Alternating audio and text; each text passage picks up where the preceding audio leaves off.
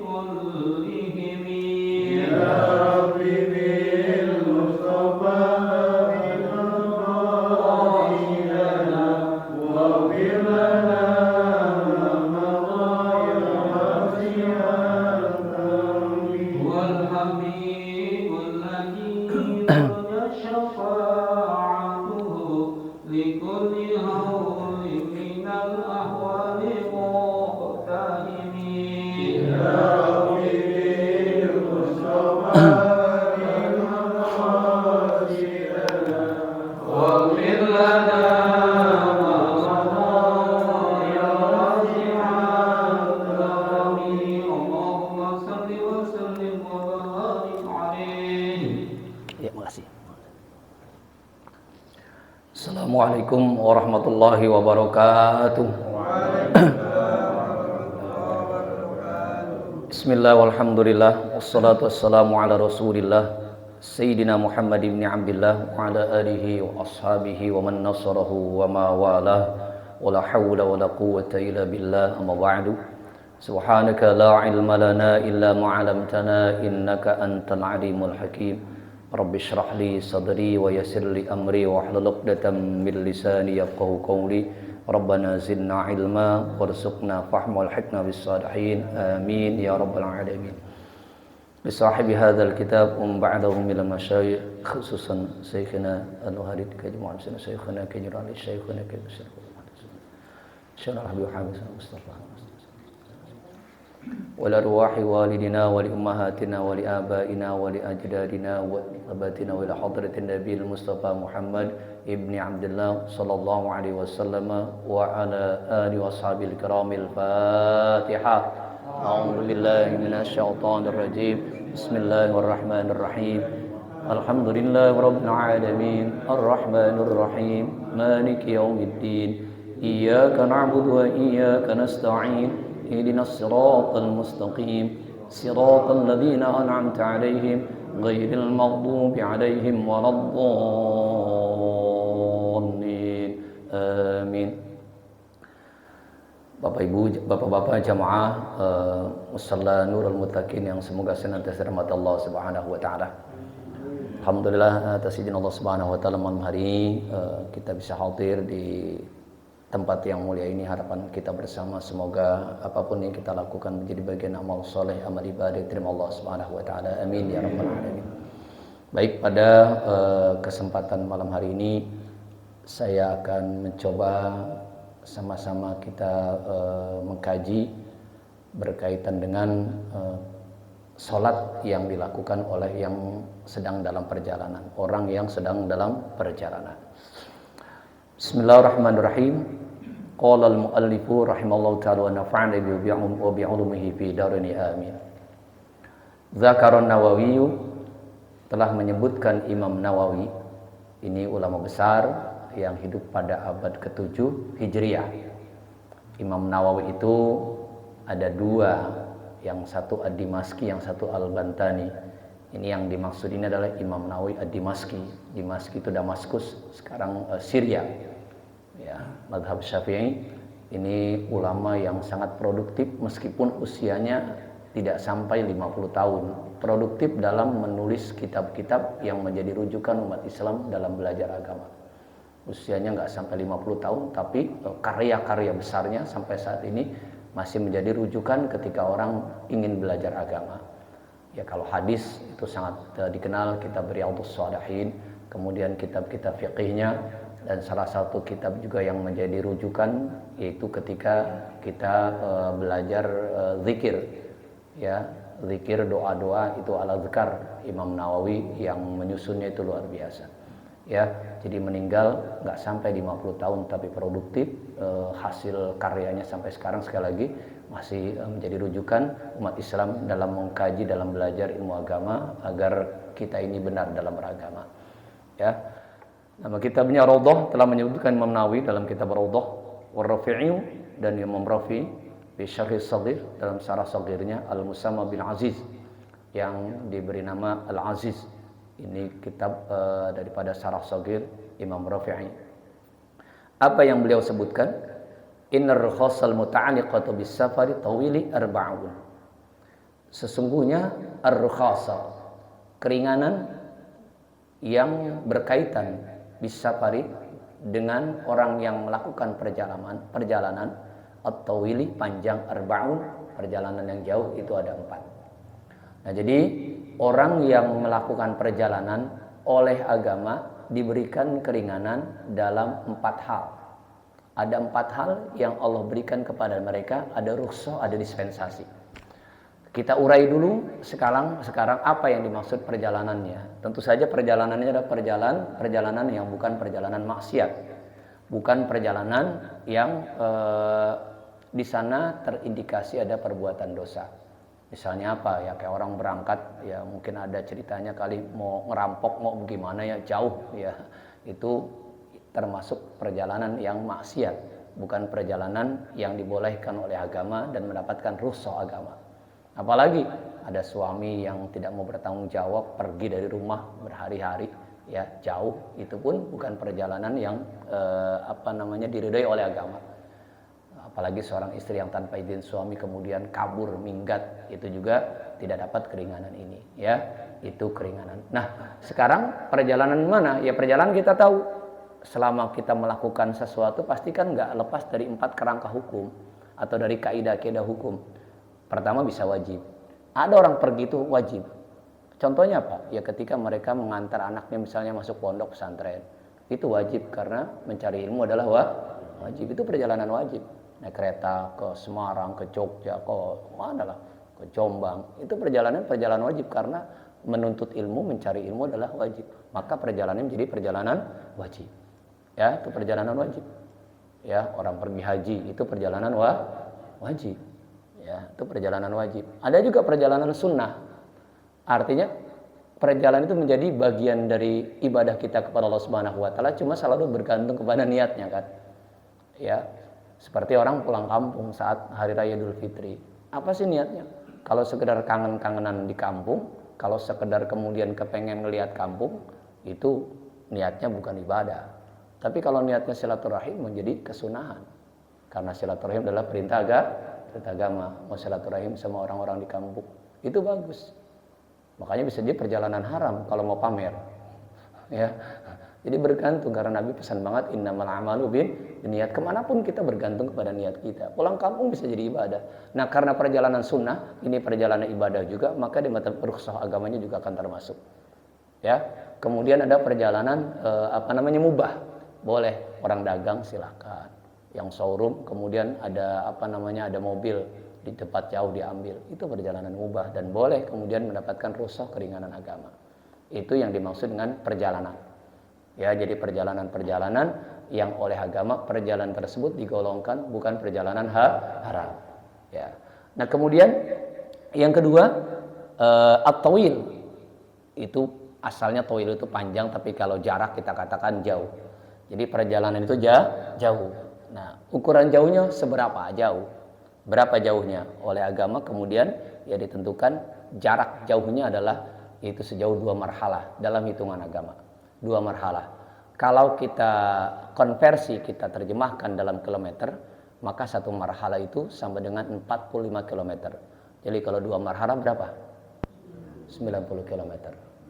90 kilometer. Baru dia mendapatkan rukhsah ini. Ya, perjalanan yang bukan perjalanan maksiat dan jaraknya tidak kurang dari 90 kilometer. Ya, nah ini ya. Nah, kemudian apa yang diberikan agama kepada mereka? Itu keringanan apa? Yang pertama al-qasru. Mereka boleh mengqasar salat. Ya, nanti kita akan bahas. Yang kedua wal-fitr. Wal-fitr.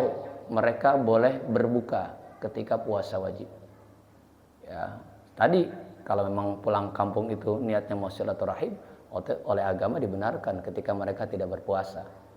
Ya, misalnya ya cuman bukan ke Kerawang. Kalau ke Kerawang kira-kira sampai 90 kilo belum? Kalau Kerawang kira-kira sudah 90 km belum? Ya belum lah. Ya belum. Ya misalnya ke Cirebon sudah sampai tuh. Cirebon ya sudah ya 90 km. Nah itu mereka pulang. Nah, mereka bisa kemudian Pak berbuka, bisa qashar, bisa berbuka, buka puasa. Cuman agama sudah memberikan caranya bagaimana puasanya. Mentang-mentang mau pulang kampung, mungkin sudah sering saya sampaikan, ya pulang kampung misalnya mau ke Jawa Tengah atau ke Jawa Timur, pulang kampung ke Madiun jauh ini, ya jauh pulang kampung ke Madiun, kemudian naiknya juga naik apa? Naik kendaraan pribadi atau naik bus atau naik kereta. Kereta itu jadwalnya jam 10 siang. Kemudian pagi-pagi udah asik ngopi di rumah sambil ngerokok. Kenapa? Kok nggak puasa? Kan nanti mau pulang kampung berangkat jam 10. Nggak seperti itu, karena belum safar, belum perjalanan. Puasa dulu, nanti di perjalanan baru berbuka. Bukan dari rumah sudah nggak puasa. Kalau dia nggak jadi berangkat, waduh repot. Ya meninggalkan puasa ya. Jadi bukan seperti itu. Tetap kita sahur. Anak-anak kita jelaskan. Jangan anak-anak juga kemudian kita biarkan. Kita mau berangkat mungkin pulang kampungnya jam 8 atau jam 9. Kemudian anak-anak dibangunin sahur. Aku nggak sahur ya, kan besok juga nggak puasa. Nggak boleh. Mereka kita ajak sahur dulu, puasa dulu, nanti di jalan baru berbuka. Itu ya, itu apa namanya aturan mainnya ya. Kemudian wa masul khuffi salasata ayyam. Mengusap khuf itu sepatu yang digunakan oleh orang-orang yang di daerah gurun pasir ini paling banyak. Itu sepatu yang dari kulit kemudian tipis dan agak susah melepasnya. Kalau kita samain seperti sepatu bot lah gitu. Boot ya. Kita bilangnya bot ya. Sepatu boot itu agak panjang ke atas gini ya. Itu tipis ada apa karet. Dari kulit dia agak susah melepasnya. Maka ketika mereka dalam perjalanan selama 3 hari perjalanan mereka yang perjalanan tadi bukan perjalanan maksiat, jaraknya tidak kurang dari 90 km, ketika mereka berwudu kemudian mereka diizinkan mengusap saja bagian luarnya. Tidak harus diapain? Dibuka. Itu khuf. Ya, tapi sekarang jarang kalau sepatu kita selalu bisa dibuka semua ya. Bukan sepatu hansip, bukan sepatu polisi ya. Jadi itu ya. Jadi nanti harus dipertegas lagi. Kemudian yang keempat wal jam'u, yaitu boleh menjamak salat. Jamaah sekalian yang kami muliakan, jadi kita masuk pada poin yaitu tata cara salat orang yang sedang berpergian. Bagaimana mereka salatnya? Ya karena kita sering traveling, sering safar, ya, menjadi musafir, bukan mufasir, musafir ini bagaimana? Jangan sampai gara-gara kita pergi, ya bahkan pergi itu katakanlah mungkin pergi sunnah, seperti ziarah itu sunnah karena memang perintah Nabi. Tapi kemudian apa? Ini kan sunnah, tapi wajib, sholat tetap wajib. Sayang cuma sholatnya nggak ngerti caranya. Maka ziarahnya bisa menjadi bahaya. Ya, bisa menjadi perjalanan yang merusak. Ya, jadi ininya nih, perjalanan bukan ziarahnya, perjalanan jadi perjalanan yang rusak. Karena nggak ngerti sholatnya. Jadi sholat itu kan ada dua, Pak. Ada orang tidak mengerjakan sholat itu ada dua. Satu, benar-benar tidak mengerjakan sholat. Yang kedua, dia mengerjakan sholat tapi kemudian tidak sesuai dengan aturan mainnya. Orang kerja tidak sesuai dengan protapnya, tidak sesuai dengan SOP-nya, maka mereka tidak dihitung bekerja. Jadi, sholat pas sholat tapi tidak sesuai dengan aturan. Ya, banyak aturannya, maka kita perhatikan. Ini mohon maaf juga, kalau boleh diizinkan saya ngasih contoh orang-orang yang sholat kemudian mohon maaf, mohon izin sekali, sholat menggunakan kursi. Ini bagaimana idealnya, bagusnya gimana? Ya kita berharap nanti semuanya si sholatnya nggak pakai kursi ya. Jadi kalau sholat pakai kursi itu idealnya. Ini kan ada dua uzur. Yang pertama apa? Ada yang nggak bisa berdiri. Yang kedua bukan nggak bisa berdiri, tapi justru nggak bisa apa? Duduk atau jongkok. Nah sekarang persoalan yang mana? Kalau nggak bisa jongkok berarti beliau masih mohon maaf masih bisa berdiri. Sedangkan kita tahu rukun sholat itu yang wajib kita lakukan dalam sholat wajib kudu berdiri selama bisa berdiri. Maka solusinya bagaimana? Bisa pinjam Rodi, ambil kursinya Rodi pesannya. Ya, mohon maaf ya Pak ya, ini ngasih ya, ini solusinya idealnya. Ya, gimana? Jadi kalau ini kita masih berdiri, ini idealnya seperti ini. Ya, bagus seperti ini. Kita sholat karena kita bisa berdiri. Allahu Akbar terus sampai ruku. Nanti begitu duduk sujud kita kan nggak bisa, baru kita apa? Duduk. Allahu Akbar. Sekali lagi Allahu Akbar. Bangun Allahu Akbar. Ini lebih bagus. Jadi karena apa? Ya mohon maaf karena yang tadi nggak bisanya mungkin kan kebanyakan nggak bisanya ini ya, atau gini ya seperti nekuk kaki ini kan susah ya. Nah di lututnya Pak ya. Tapi kalau masih bisa berdiri hampir semuanya. Semua ulama sepakat mengajarkan seperti itu. Walaupun mungkin dari langsung duduk saja itu juga boleh, tapi saya lebih kuat nasnya adalah yang kalau bisa berdiri terlebih dahulu. Makanya sampai ada kejadian memang itu. Kenapa? Bangkunya ada yang tarik anak-anak begitu dia duduk di jomplang. Mudah-mudahan nggak ada anak-anak yang iseng ya. Ya emang resikonya tapi ada anak iseng. Tapi karena rukunnya ini tetap harus berdiri dulu. Lain kalau sholat sunat Bapak bisa diri tuh kemudian duduk nggak jadi masalah. Capek nih sholat sunat tarawih, duduk saja. Sholatnya duduk nggak apa-apa, cuman pahalanya setengah daripada berdiri. Kalau berdiri dapat 100, kalau duduk dapat berapa? Dapat 50. Ya silakan, tapi masih sholat. Dan itu harus diamalin. Saya sholat begitu, kalau udah capek bener, saya duduk sholat. Nggak dipaksain. Jadi begitu, Allahu Akbar. Ya karena, ya mohon maaf, ya saya jamaah di Halikmah itu sudah saya ingetin banget. Mereka bisa naik motor, mereka bisa ngapain, pas sholat langsung enak bener. Nggak begini dong. Kalau bisa apa dulu? Berdiri dulu. Nanti begitu sujud, ruku. Kalau nggak bisa ruku, nggak apa-apa, udah ruku duduk. Tapi kalau bisa berdiri, tapi kalau memang nggak bisa berdiri, jangan dipaksakan. Takut limbung, takut jatuh. Tapi kalau masih kuat, silakan. Ya, kita juga enakan kalau sholat berdiri, merasa sholat. Tapi kalau sudah duduk, ini perasaan sholatnya sudah mulai berkurang. Khususnya sunat. Tapi kalau masih berdiri, karena memang ini rukunnya berdiri. Sholat wajib ya. Tapi kalau sholat sunat silakan, udah langsung duduk nggak jadi masalah. Tarawih duduk aja udah. Duduknya di bawah, duduk di atas. Ya, jadi kita sholat dulu begini, kemudian itu ya, baru nanti kita ruku masih begini. Nah, sami Allahu liman hamidah. Sujud. Allahu Akbar. Allahu Akbar. Allahu Akbar. Allahu Akbar. Kalau bisa seperti itu, mohon maaf ya, mohon izin ya, ya kalau bisa. Ya, kalau ada yang mau ditanya, aja Pak ya. Makasih Pak. Ya, jadi itu yang idealnya. Jadi jangan kita, ya tadi, kita naik motor bisa ngapain gitu, sholat langsung duduk. Kalau bisa, ya kita tetap berdiri dulu. Karena rukun sholat yang kedua adalah berdiri. Kalau sholat wajib, berbeda dengan sholat sunat. Ya. Nah itu, biar sholat kita dihitung oleh sholat. Nah, kita balik pada persoalan. Jadi sholat musafir itu kalau dalam terminologi agama itu ada 4 cara. Jadi Bapak berpergian, ya pergian yang bukan maksiat, jaraknya tidak kurang dari 90 km, 4 cara. Jadi 4-4-nya ini boleh kita lakukan. Dan nggak ada yang lebih baik, silakan saja. Kita itu sering ribut, sering jidal, sering berdebat. Kenapa? Karena minimnya ilmu yang kita miliki. Bukan karena banyak ilmu. Semakin orang itu banyak ilmu, dia semakin sedikit berdebat. Semakin sedikit menyalahkan orang. Itu. Ya sudah sering saya sampaikan. Jadi ketika kita berpergian, maka ada 4 cara sholat yang bisa kita lakukan dan 4-4-nya boleh. Tidak ada yang lebih baik, silakan saja. Nah sekarang apa saja caranya? Yang pertama namanya sholatnya tamam. Apa sholat tamam? Sholat biasa. Berangkat ke Cirebon sudah hampir 100 lebih lah itu. Ya, sampai di Indramayu zuhur. Sholat zuhur 4 rakaat. Nanti sebelum Cirebon asar. Sholat lagi asar 4 rakaat. Udah. Jadi setiap waktu dia sholat normal seperti biasa. Boleh seperti itu. Enggak harus pakai cara yang nanti kedua, ketiga, keempat. Jadi boleh, silakan saja. Kalau bawa kendaraan mungkin ya sekalian ini orang beser terus, ya. Atau mau sekalian kuliner di mana mampir masjid kan ada makanan, ya. Ngilangin lapar ya silakan.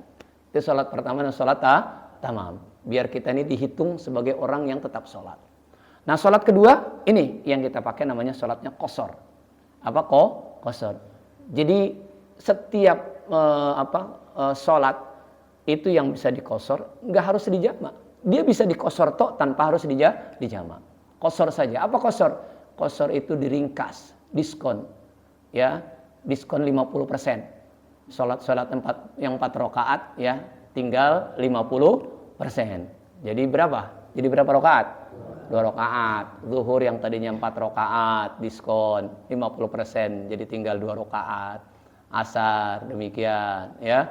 Jadi 2 rakaat. Maghrib 1,5. Enggak ya. Isya jadi 2 rakaat, subuh tetap ya. Kita contoh tadi kita ke Cirebon. Ya, dia naik motor atau naik kendaraan apa. Jadi dapat diskon, dapat keringanan. Ya, kemudian mereka sholat berhenti zuhur, mereka sholat zuhur kemudian 2 rakaat. Udah, sholat zuhur 2 rakaat. Nanti asar sholat lagi 2 rakaat. Enggak dijawab. Boleh itu dalam agama. Namanya hanya dia apa? Diqashar tanpa harus dijamak. Silakan diamalin, ini ilmu. Ilmu itu Pak, salah satu nilai terbesarnya adalah ketika kita amalkan. Kita sudah belajar, kemudian kita amalkan, itu luar biasa berkahnya. Diamalin. Ya jangan nggak diamalin. Kita qashar.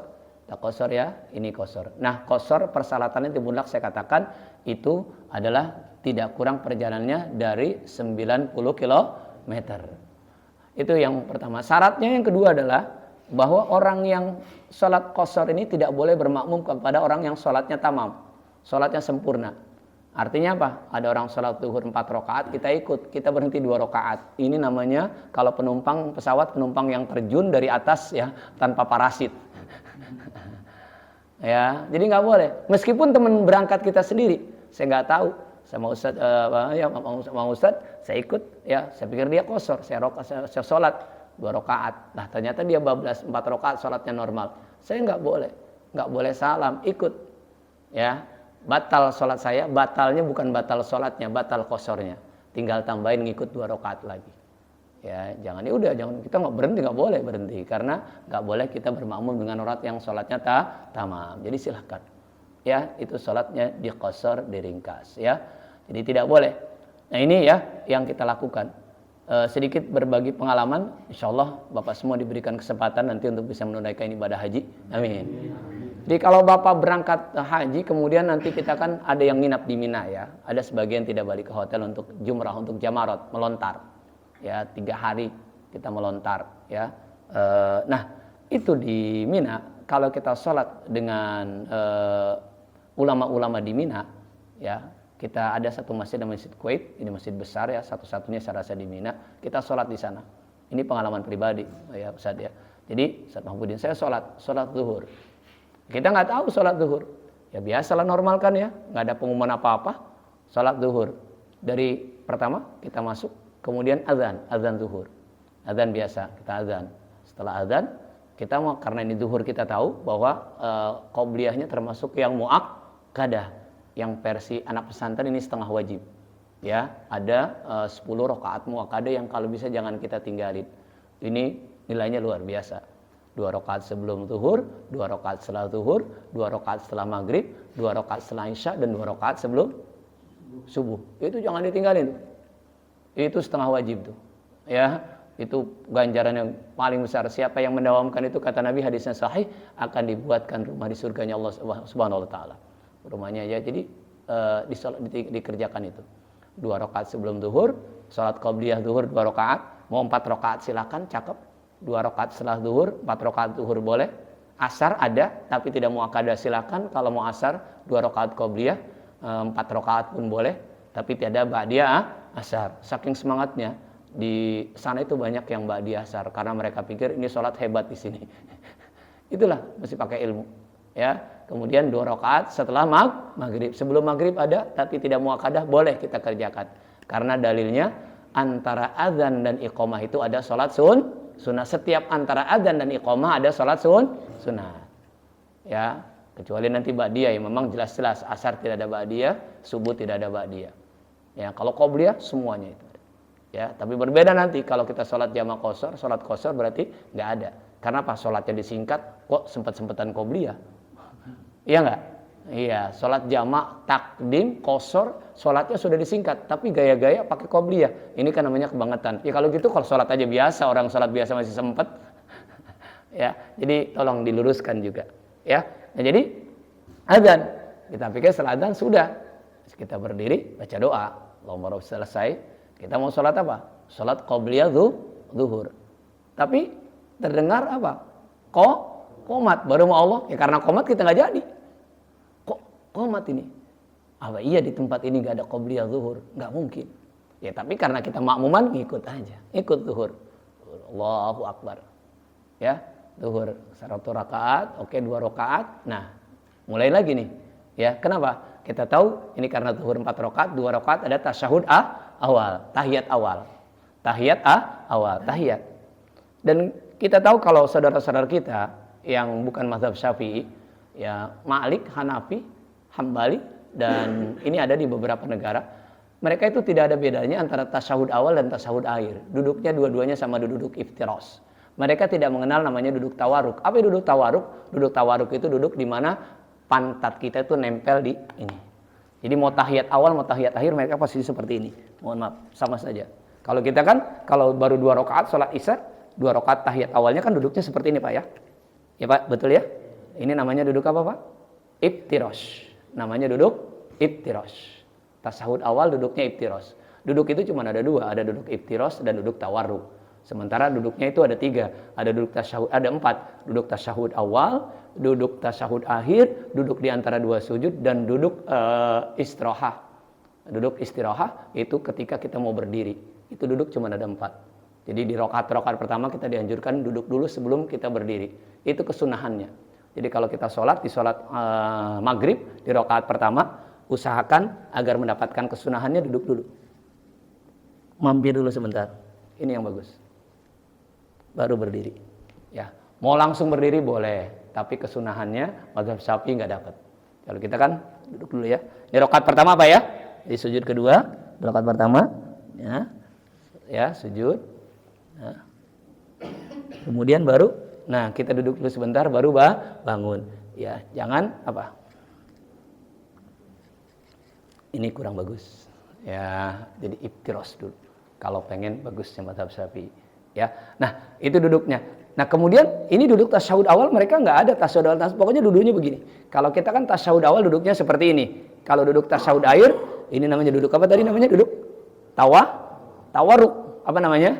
Tawaruk. Di mana pantat kita yang sebelah kiri, pantat ini ada 2 Pak, kiri dan kanan. Pantat kita sebelah kiri ini nempel di ini. Sementara yang kanan itu keganjel dengan ini. Kalau bisa, kalau nggak bisa jangan dipaksakan.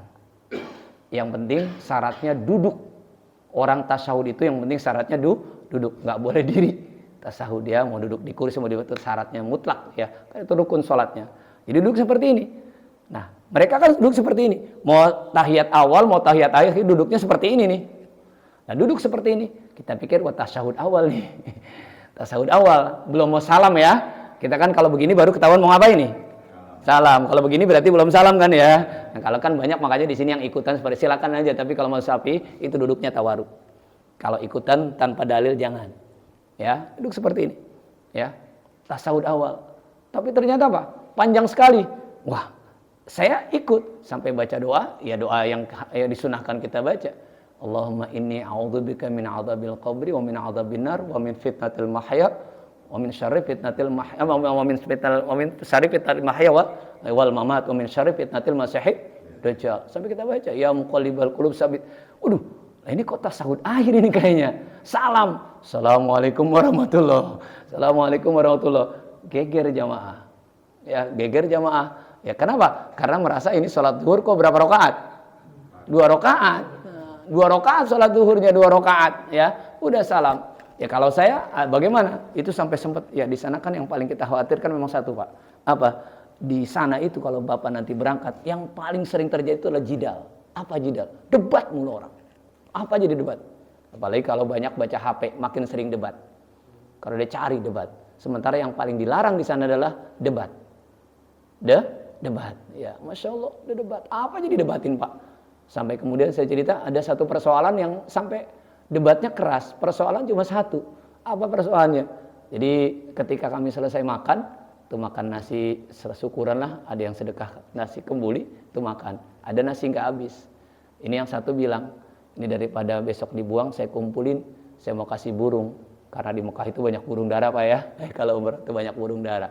Yang satu ngomong, nggak bisa gitu dong. Kalau kasih makan burung, di sini burung itu cari air susah. Sekalian kasih minumnya juga. Yang satu lagi, dari mana sih ngasih makan terus kasih burung? Enggak, aduh, berantem, debat.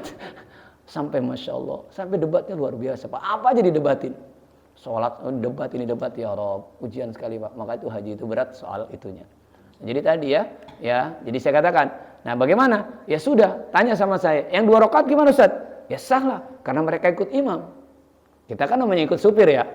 Kita kan kalau udah semakmum sudah pasrah sama sopir kita ya. Ya, sopir 2 rakaat kita. Tapi yang kemudian apa? Yang mengatakan, saya 4 rakaat, kenapa? Karena saya sholat zuhur. Saya bilang sah juga, kenapa? Karena Anda beranggapan imam sudah sampai terminal, ini belum sampai. Ente ganti bus. Silakan ente dulu, naik lagi. Ya dua-duanya benar. Nah di sana itu apa? Jadi ada sholat tanpa hujan, tanpa apa? Itu kalau sholat saat kita mau melontar, itu sholatnya diqashar. Kenapa? Karena pergerakan harus cepat. Orang mau melontar itu fisiknya lemah, harus cepat, harus kuat. Maka kemudian sholatnya sampai diqashar. Dan itu dalam agama itu ada. Jadi bukan hal yang aneh. Jadi jangan kaget lah. Kita kan tiba-tiba sholat 2 rakaat, kita sudah 3 hari di Mina, kan 3 hari. Ya itu jadi ada hal-hal yang seperti itu. Itu namanya sholatnya hanya diqashar tanpa dijama. Jadi diqashar. Ya, boleh kita mengqashar sholat ya. Hanya kalau di kita ini kita pergunakan dalam keadaan ketika sedang kita dalam perjalanan ya, perjalanan diqashar. Jadi yang sholat 4 rakaat menjadi sholatnya 2 rakaat. Nah, bagaimana kalau sholat qashar? Nah ini yang kedua adalah berkaitan dengan niatnya. Hati-hati niatnya. Kalau niatnya kita niatlah. Kita niat, yang namanya niat dalam mazhab itu kan di hati. Kalau usholi itu namanya talafud. Ya silakan. Jadi kita pakai itu jangan disalahkan. Pokoknya buat saya beragama itu enak-enak aja lah. Lana a'maluna walakum a'malukum. Buat saya amal saya, buat kamu amal kamu. Jadi jangan kemudian kami mengamalkan sesuatu atau orang tidak mengamalkan sesuatu. Kemudian ya sanksinya cukup berat. Anda mengamalkan ini akan mendapatkan kesulitan di akhirat. Ya ujung-ujungnya paling ekstrim apa? Anda bisa masuk neraka karena mengamalkan amalan ini. Seperti debat apa yang sering terjadi, urusan pemakaman. Sering saya sampaikan, pemakaman itu yang wajib itu cuma 2. Apa? Menguburkan dan menghadapkan jenazah itu ke arah kiblat. Selebihnya silakan. Ente mau berlaku apa juga selama tidak melanggar aturan agama silakan. Orang adzan ya silakan adzan. Yang nggak pakai adzan ya monggo. Gitu aja, simple aja. Yang adzan ya memang ada dalil-dalil, kemudian apa? Kemudian yang menganjurkan untuk adzan. Yang nggak adzan ya silakan, karena nggak percaya dengan dalil itu, dianggap lemah, dianggap ini silakan. Buat kita cuma satu.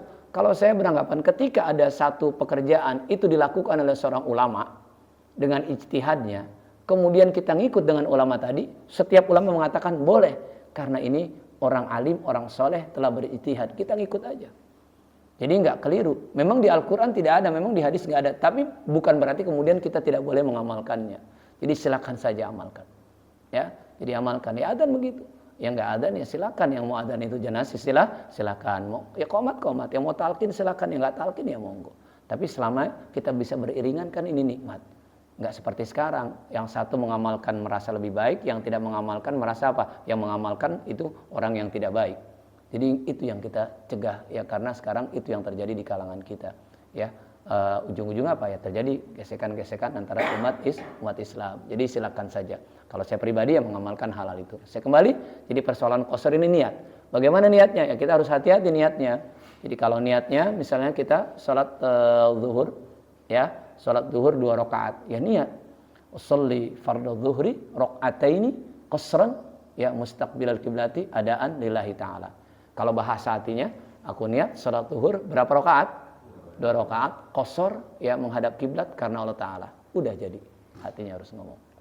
Ya, nanti zuhur dibikin lagi, asar. Usolli fardhu asri rakaataini qasran mustaqbilal kiblati adaan lillahi ta'ala. Aku niat sholat asar 2 rakaat qasar karena Allah Ta'ala. Ya berhenti Cirebon 2 rakaat, maksudnya ke Semarang, Pekalongan asar 2 rakaat, silakan. Nikmati itu keringanan itu. Jadi beragama itu kita nikmati, Pak. Dan kita bukan untuk perdebatkan dan bukan untuk merasa lebih baik, tapi kita amalkan dengan keyakinan kita berdasarkan tadi. Ada nasnya, ada pendapatnya dan kita ikut. Itu aja ya, nikmatin aja ya. Itu yang kedua. Jadi di qasar. Silahkan ya. Ini cara sholat orang yang sedang berpergian, tapi mutlak jaraknya tadi adalah 90 km, tidak kurang dari 90 km. Silahkan di qasar. Ya, itu boleh dalam agama. Nah, yang ketiga apa? Dengan cara menjama. Apa itu menjama? Menjama itu menghimpun 2 sholat. Menghimpun dua sholat dalam satu waktu sholat. Ya, menjama. Ya, ada yang dimajukan, ada yang dimundurkan sholatnya. Ada yang ditarik bahasa kampungnya, ada yang ditunda. Cuma bahasanya harus diluruskan. Jamak, bukan jamak. Apa namanya? Jamak, bukan pakai K. Kalau pakai K, orang Arman itu jamak itu biasa. Oh, itu di jamak itu mah. Bukan jamak, tapi jamak dengan ain. Ya, jamak. Tapi kalau kita nggak mampu nyebut ainnya, bilang saja jamak. Saya menjamak sholat, menggabung sholat kita. Ya karena kita akan berpergian, Pak. Jangan sampai tadi saya katakan orang pergi. Karena banyak kemarin begitu. Ya Allah, ini orang nggak ngerti jamak, nggak ngerti bagaimana mereka. Ya, sudah saya pesan kepada para traveler, orang yang suka ngajak-ngajak orang ziarah. Hei, ente kalau ngajak orang ziarah, itu harus bertanggung jawab karena ente imamnya. Atau kalau ada ustadznya, ente bertanggung jawab. Kalau orang itu sholatnya nggak benar, satu bis, gara-gara ente ajak sholat jamaah, kemudian orang itu nggak bisa, ente tanggung semua dosa orang yang nggak bisa itu. Saya ikut KBIH, sudah saya katakan, KBIH itu semua mereka juga menyadari betul. Saya bilang, Pak, orang itu bayar dengan kiai, orang itu bayar dengan bapak. Kalau mereka biasa saja mereka nggak bayar, tapi dengan bapak ini dengan transaksi. Ada yang 6 juta, 8 juta untuk ikut KBIH. Iya nggak, Pak? Ya, sekarang mereka sudah bermakmum kepada bapak. Bapak ini imam. Kalau haji mereka sampai nggak bener karena imamnya salah, maka yang masuk neraka bukan ini, bapak duluan. Ini nanggung sekian orang. Itu transaksional. Orang bayar kok. Bayar nggak mereka? Bayar, dan bayarnya nggak murah. Nggak 500.000 sejuta bayar. Jutaan. Itu. Jadi orang yang ziarah begitu. Jangan mau cari untungnya aja. Karena panitia ziarah juga sering cari untung, terus terang saja. Iya nggak? Iya, cari-cari untung. Tapi kalau nanti orang ini sholat jamaknya nggak benar, sementara kita ajak sholat jamak, dia kagak ngerti, dia nggak bisa, ya repot. Bapak juga begitu, nggak usah gengsi. Kalau memang nanti ada kesempatan, ternyata bisa sholat asar, saya nggak bisa sholat jamak, sholat biasa aja, normal saja. Nggak harus kita paksakan. Daripada kita kemudian melakukan pekerjaan itu, tapi kita nggak tahu, kita nggak bisa, pora-pora bisa, kan rusak. Ini kita normal-normal saja. Sholat aja biasa, sholat biasa, saya nggak ngerti jamak. Ya, jangan sok-sokan juga. Agama ini bukan sok-sokan. Tapi bagaimana? Kita mengerjakannya benar. Kita mengerjakan sesuai dengan tuntunan. Ya, ini yang harus kita pegang. Jadi sholat jamak itu ada jamak yang namanya ditarik atau dimajukan, ada yang ditunda ya atau dimundurkan. Nah, yang ditarik dimajukan namanya jamak takdim. Takdim itu awal ya dimajukan. Satu lagi kalau dimundurkan jamak takhir. Ya, jamak takhir. Jadi menggabungkan 2 waktu sholat. Syaratnya ya tadi, kalau dia ada keringanan malah Pak, ada dispensasi. Ulama qaul ini dipakai, pendapat ini dipakai. Meskipun kurang dari 90 km jarak dekat, jamak ini boleh dilakukan dengan persyaratan tidak menjadi kebiasaan. Misalnya apa? Ya seperti tadi, orang kerja dari kantor, dia naik bis, rumahnya di Tambun. naik bis dari, katakanlah dia naik bis dari mana, dari Pulau Gadung, itu banyak dulu dari Pulau Gadung menuju Tambun. Pulang kerja itu kan jam berapa? Jam 4, jam 5 Pak ya, jam 4, jam 5 itu pulang. Kayak kita ini Pak, kalau Al-Quran bilang bapak-bapak sama saya ini, kalau umat Nabi ini ibaratnya sudah waktu asar. Apa waktu asar Pak? Bentar lagi maghrib, bentar lagi pada pulang. Pulang kemana Pak? Ya pulang ke rahmatullah. Kita udah waktu asar. Makanya benar-benar itu Al-Quran tolong dipahami benar. Wal asri innal insana lafi khusrin illa illalladzina amanu wa amilus shalihat wa tawassaw bil haqqi wa tawassaw bis sabr. Ini bahasannya mantap itu sebetulnya. Bahasannya adalah ketika kita umat Nabi Muhammad ini sudah waktu asar. Jadi tolong kita siap-siap ya. Apa yang akan kita bawa amal soleh. Makanya rugi. Kita semua akan rugi kalau masih tidak pandai memanfaatkan waktu kita yang udah asar, bentar lagi pada pulang. Ya, ayo sholatnya yang rajin berjamaah, ngajinya yang rajin, ya, baca Qur'annya terus belajar. Ya, udah asar, bentar lagi pulang. Ya, kita semua akan kembali ya dengan hanya bekal amal soleh kita. Itu yang kita harus ingat. Makanya buat kita Pak, kita itu bisa baca Quran, kita bisa paham Al-Quran dari para ustadz, dari para kiai. Cuma pertanyaan besarnya, ada enggak ayat-ayat Al-Quran itu yang nyangkut di kepala kita, yang kemudian menjadi pengingat buat kita, reminder buat kita. Kayak tadi wal asri aja, kita ingetin terus itu wal asri. Kalau kita lagi membuang-buang waktu, mohon maaf, dalam tanda kutip, misalnya lagi main catur, terlalu berlebihan sampai 2 jam, 3 jam. Mohon maaf ya, ini di sini nggak ada. Ada nggak yang main catur di sini? Nggak ada, di luar nanti ada. Ya, kan di musola main catur. Mohon maaf, bukan nggak boleh ya. Asal jangan kenapa? Karena juga saya khawatir. Ini saya pesan juga, apalagi kita itu ibadah itu harus konsisten. Ya, istiqomah. Kita kepengen kan matinya kita, wafatnya kita bergantung dengan kebiasaan kita. Kita pengen matinya husnul. Apa sih mati husnul khotimah? Mati husnul khotimah ketika hatinya itu ingat Allah. Apalagi kalau ingat itu dibuktikan dengan apa? Dengan pekerjaan. Ya misalnya apa? Lagi sholat, ya, lagi ngaji. Insya Allah orang itu ingat Allah. Namanya lagi sholat, lagi ngaji, ya enggak?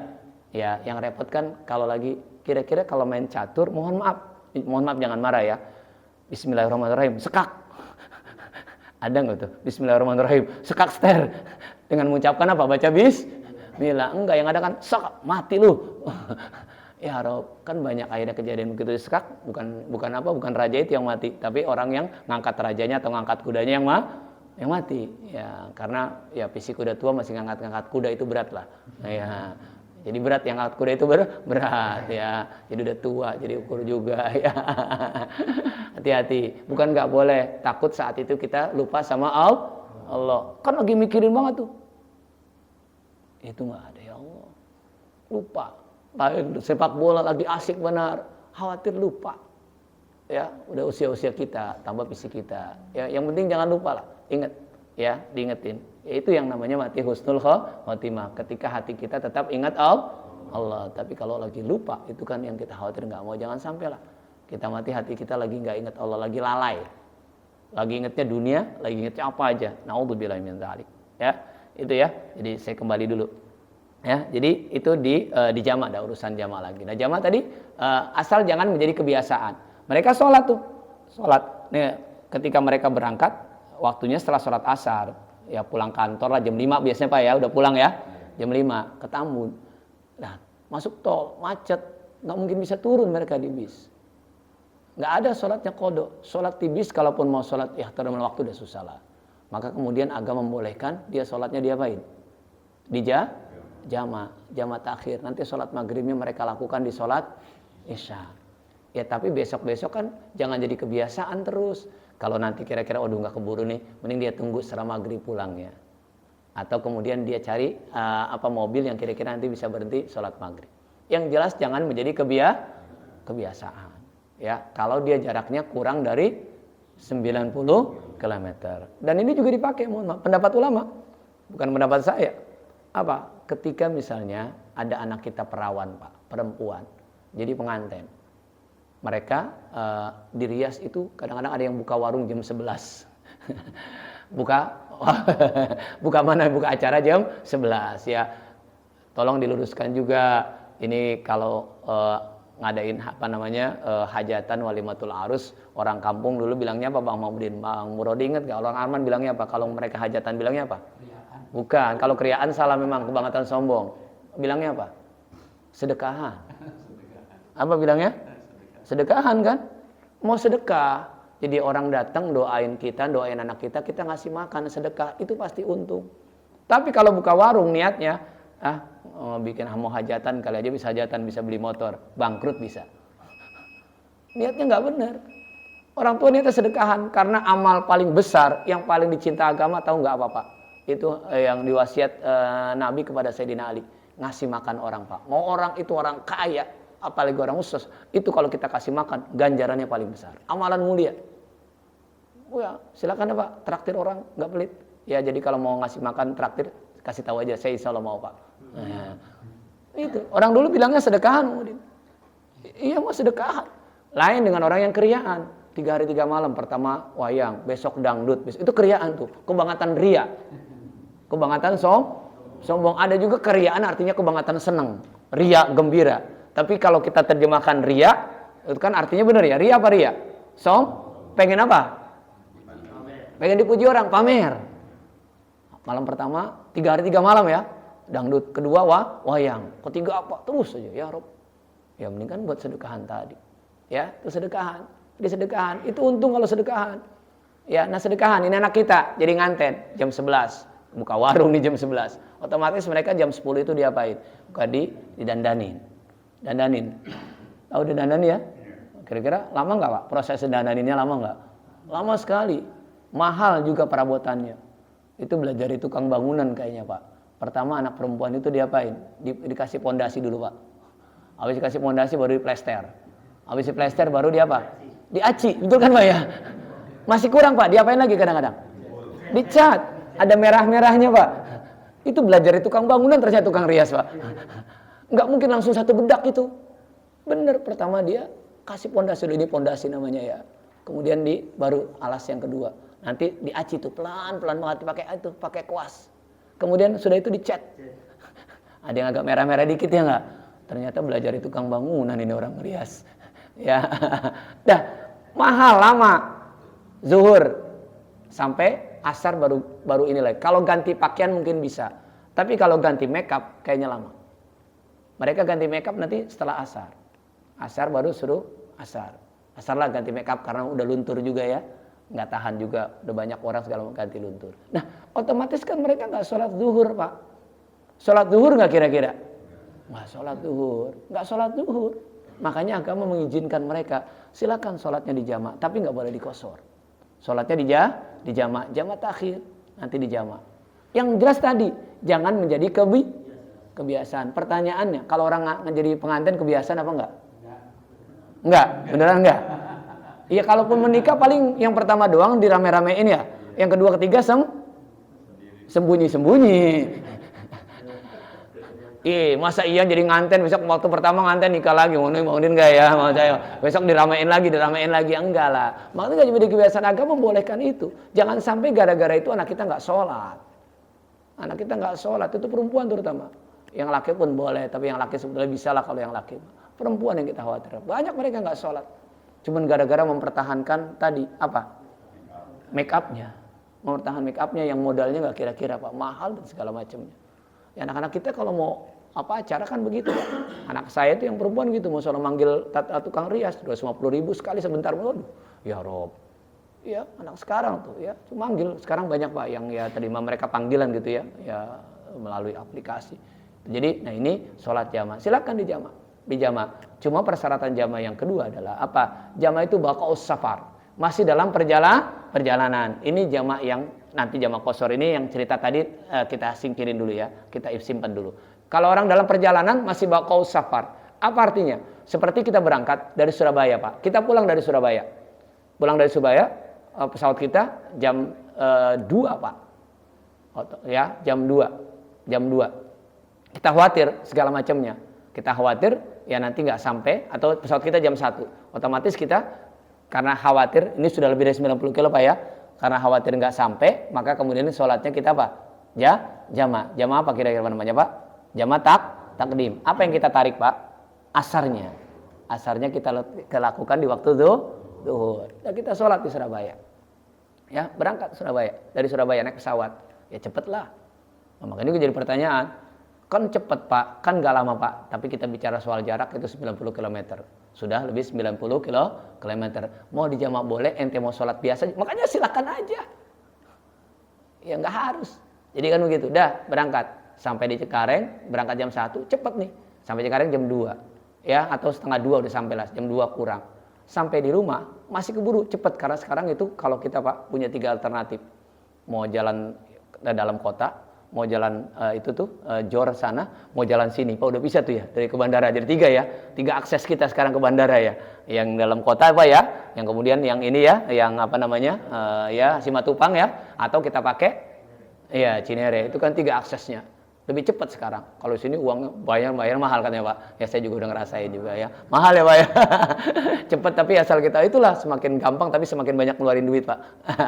Nah itu kita pakai. Nggak taunya cepat Pak. Sampai di sini jam 3. Sampai jam 3. Di rumah jam 3. Di jam 3. Tiba-tiba ya jam 3. Nyantai kita. Setengah 4 kan baru asar Pak ya. Adzan di Nurul Mutakin. Bagaimana kita? Istri kita nyuruh. Istri kita nggak pergi. Yang pergi kan cuma kita aja. Apa istri saya? Ayah. Belum, udah asar itu sholat. Aku kan udah sholat, udah jamak. Ini yang rusak nih. Rusak ini, kenapa? Dia sekarang, dia masih dalam perjalanan nggak? Ketika jam 3, itu udah ada asar itu, dia masih dalam perjalanan nggak waktu asarnya? Waktu masuk asar, dia masih dalam perjalanan atau sudah tidak dalam perjalanan? Tidak dalam perjalanan. Jadi, udah gugur. Jamaknya gugur otomatis. Otomatis dia mesti sholat apa? Asar. Enak bener. Kenapa nggak sholat? Udah sholat tadi. Asar baru masuk. Kecuali sampainya jam 4. Asar sudah paham Pak? Iya. Jangan dalilnya ngaco sendiri. Disuruh sholat sama istrinya. Wah sholat apaan? Gua kan tadi udah sholat sana. Kamu nggak tahu sih. Ini di jamaah nih sholat jamaah. Galak lagi Pak. Ini di jamaah nih. Ya, jadi sholat asarnya udah tadi. Padahal dia sampai rumah jam 3. Belum waktu asar. Kalau udah sampai jam 4, oke lah. Asarnya sudah gugur. Jadi sholat jamaah juga niatnya juga harus lurus. Kenapa? Mau jamaah? Biar ntar di rumah langsung tidur. Salah. Bukan di rumah langsung tidur. Tapi apa? Karena kita khawatir tidak terbulu waktu sholat yang kedua. Maka kemudian kita apa? Kita jamaah. Bukan persoalannya. Ntar di rumah biar nggak sholat lagi. Niatnya udah ngaco. Ya, karena khawatir sholat yang kedua kita nggak dapat waktunya. Maka kita jamaah. Begitu. Ya, jadi kita khawatir. Kenapa? Khawatir jalanan macet segala macam. Karena di perjalanan kan bisa jadi ternyata apa? Dari Cengkareng ke sini, waduh, sampai maghrib ada kecelakaan, ada macet. Nah kita udah sholat asar, aman tuh. Bukan persoalannya apa? Biar ntar nggak sholat lagi di rumah. Ya udah nggak usah sholat lagi, mati baru nggak sholat lagi. Ya, waliyahudzubillah ya. Itu yang namanya sholat jamaah. Sholatnya normal, niatnya juga harus benar. Ya ini niatnya agak susah nih. Tapi kalau ada kesempatan lagi nanti kita bahas lah niatnya dan jamak plus qasar. Karena sudah waktu isya, saya tidak mau berlebihan. Mudah-mudahan ada manfaatnya Bapak-bapak sekalian ya. Ilmu ini menjadi salah satu penyempurna ibadah-ibadah yang kita lakukan dan ibadah kita menjadi ibadah terima Allah Subhanahu wa taala. Amin ya rabbal alamin. Ilahil karim wa antal karim. Bismillahirrahmanirrahim. Alhamdulillahirabbil alamin. Allahumma shalli wa sallim wa barik ala sayidina Muhammad wa ala sayidina Muhammad. Allahumma aghnina bil ilmi wazayyina bil hilmi wa akrimna bit taqwa jamilna bil afiyah. Rabbana atina fid dunya hasanah wa fil akhirati qina adzabannar. Walhamdulillahirabbil alamin. Amin. Subhanaka Allahumma bihamdika asyhadu an la ilaha illa anta astaghfiruka wa atubu ilaik. Mohon maaf. Assalamualaikum warahmatullahi wabarakatuh.